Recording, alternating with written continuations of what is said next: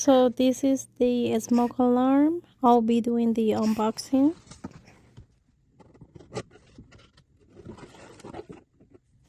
Here are the instructions.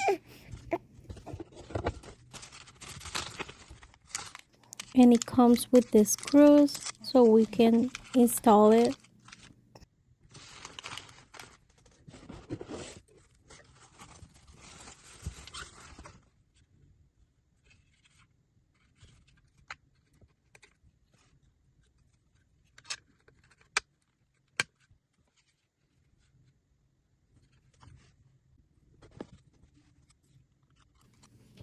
I love that it comes with the sticker.